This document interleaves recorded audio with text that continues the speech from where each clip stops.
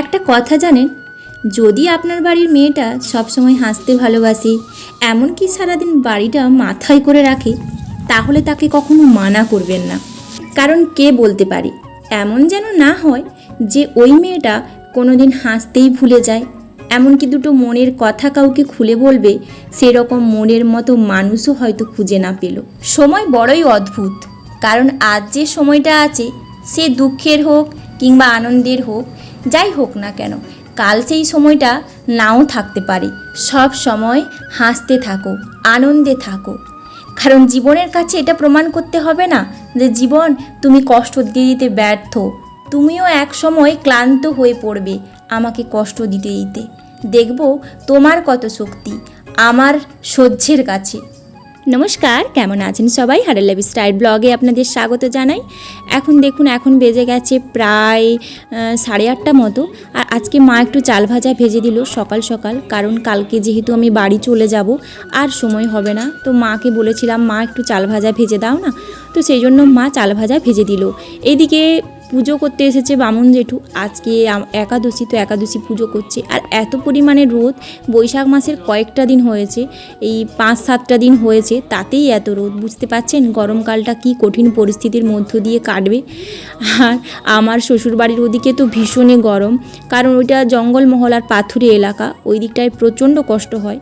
যদিও আমার বাবার বাড়ির এদিকটা গরম হয়, তবে মাটির ঘর, একটু কম গরম, মাটির ঘরগুলোতে এসে একটু আরাম পাই। কিন্তু আমার শ্বশুর বাড়িতে তো একতলা বাড়ি আর কি, ওদিকে ভীষণই গরম, কষ্টও প্রচণ্ড হয় আমাদের, কিন্তু কিছু করার নেই। তো যাই হোক, এখন হচ্ছে ঘরের দিকে চলে আসলাম।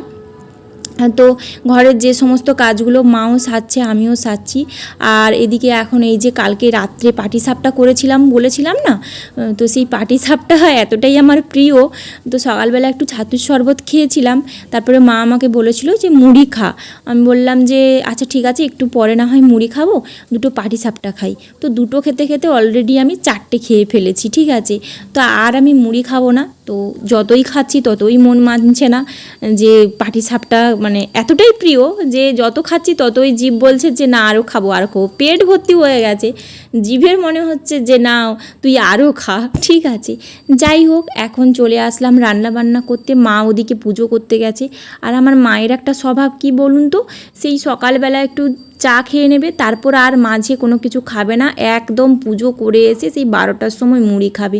কত মাকে বকি জানেন তো, এখনকার দিনকাল ভালো নয়। এমনিতে আমার পিসির অবস্থাটা তো দেখলেন কীরকম খারাপ হয়ে গেছে। আর এদিকে মশলা বাটতে বাটতে একটা গাছ থেকে পটাস করে আম পড়ে গেল, তো সেই আমটা আমি কুড়িয়ে নিলাম।